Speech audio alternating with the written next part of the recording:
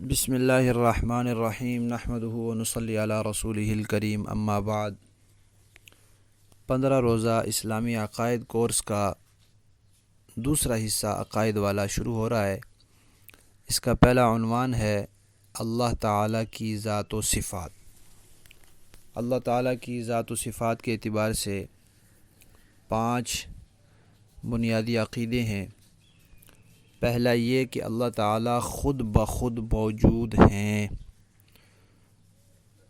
دوسرا یہ کہ اللہ تعالیٰ ہمیشہ سے ہیں، ہمیشہ رہیں گے۔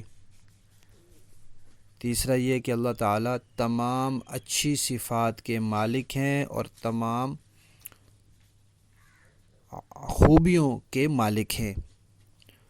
اور چوتھا یہ کہ اللہ تعالیٰ تمام کمزوریوں اور تمام خامیوں اور بری صفات سے پاک ہیں۔ پانچواں یہ کہ اللہ تعالیٰ کائنات کی ہر چیز کے خالق ہیں۔ اللہ تعالیٰ خود بخود موجود ہیں، کسی نے اللہ کو پیدا نہیں کیا، کسی نے بنایا نہیں۔ اللہ تعالیٰ اپنے وجود میں کسی کے محتاج نہیں ہیں۔ خدا کا مطلب یہ ہے کہ خود بخود ہی موجود ہیں۔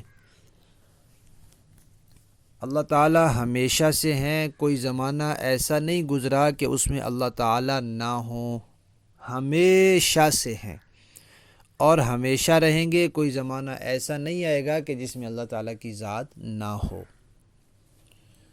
اللہ تعالیٰ تمام اچھی صفات کے مالک ہیں، تمام خوبیوں کے مالک ہیں۔ جتنی بھی خوبیاں ہیں اور اچھی صفات ہیں سب اللہ تعالیٰ کو حاصل ہیں۔ تمام کمزوریوں، خامیوں، برائیوں سے، بری صفات سے پاک ہیں۔ جھوٹ بولنا بری صفت ہے، کبھی اللہ تعالیٰ نے جھوٹ نہیں بولا، نہ کبھی بولیں گے۔ کوئی آدمی یہ کہے کہ اللہ تعالیٰ نعوذ باللہ کبھی جھوٹ بولا ہے یا آئندہ کبھی بولیں گے، وہ کافر ہو جاتا ہے۔ تو کوئی بھی بری صفت، کوئی بھی خامی، کوئی بھی کمزوری، تھکاوٹ ایک کمزوری ہے، انسان کی کمزوری ہے، تھک جاتا ہے، اللہ تعالیٰ تھکاوٹ سے پاک ہے۔ نیند ایک کمزوری ہے، انسان کو نیند آ جاتی ہے، اللہ تعالیٰ نیند سے پاک ہے۔ اللہ تعالیٰ ہر کمزوری سے، ہر خامی سے، ہر بری صفت سے پاک ہے، اور اللہ تعالیٰ کائنات کی ہر چیز کے خالق ہے۔ کوئی چیز ایسی نہیں جو اللہ نے نہ پیدا کی ہو۔ لیکن یہ یاد رکھنا چاہیے کہ کچھ چیزیں ایسی ہیں جو ہمارے ہاں گندی، ناپاک، قابل نفرت شمار ہوتی ہیں۔ ان چیزوں کا نام لے کر یہ کہنا کہ اللہ تعالیٰ اس چیز کے بھی خالق ہیں، یہ بے ادبی ہے، یہ توہین ہے۔ اس طرح کہنا جائز نہیں ہے۔ یوں تو کہہ سکتے ہیں اللہ تعالیٰ ہر چیز کے خالق ہیں، لیکن خاص ایک چیز کا نام لے کر اس کی طرف نسبت کرنا یہ جائز نہیں ہے۔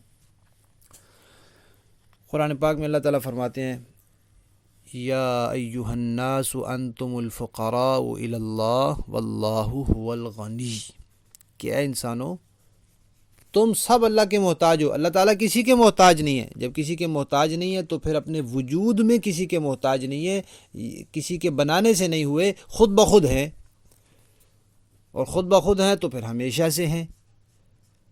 فرمایا کل شیء ہالک الا وجہہ، یہ سورہ قصص کی آیت نمبر 88 ہے کہ ہر چیز کے اوپر زوال ہے، اللہ تعالیٰ پر زوال نہیں ہے، لہذا ہمیشہ رہیں گے۔ اور سورہ صافات کی آیت نمبر 180 میں فرمایا سبحان ربک رب العزت عما یصفون، جتنی بھی بری صفات، خامیاں، کمزوریاں، عیب اللہ تعالیٰ کی طرف منسوب کی جاتی ہیں، اللہ تعالیٰ ان سب سے پاک ہیں۔ رب کا معنی ہی یہ ہے کہ سب کمزوریوں سے پاک ہو۔ جو کمزوری والا ہو وہ رب کیسے ہوا؟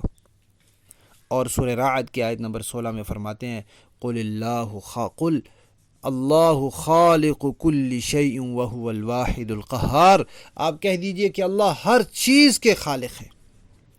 تو ہر چیز کے خالق بھی اللہ تعالیٰ ہیں، ہر کمزوری اور بری صفت اور خامی سے پاک اللہ تعالیٰ ہیں، ہر اچھی صفت کے مالک ہیں اللہ تعالیٰ، ہمیشہ سے ہیں، ہمیشہ رہیں گے، اور خود بخود موجود ہیں۔ تو جو ذات خود بخود موجود ہو، ہمیشہ سے ہو، ہمیشہ رہنا، اس کو کہتے ہیں واجب الوجود۔ تو اس لیے یہ عنوان تعبیر کیا جاتا ہے کہ اللہ تعالیٰ واجب الوجود ہے، اللہ تعالیٰ واجب الوجود ہے۔ تو خود بخود ہونا، ہمیشہ سے ہونا، ہمیشہ رہنا، اس کو تعبیر کیا جاتا ہے کہ اللہ تعالیٰ واجب الوجود ہے۔ واجب الوجود کا مطلب ہے کہ ہر زمانے میں ان کا ہونا واجب اور ضروری ہے، ہمیشہ سے ہیں اور ہمیشہ رہیں گے۔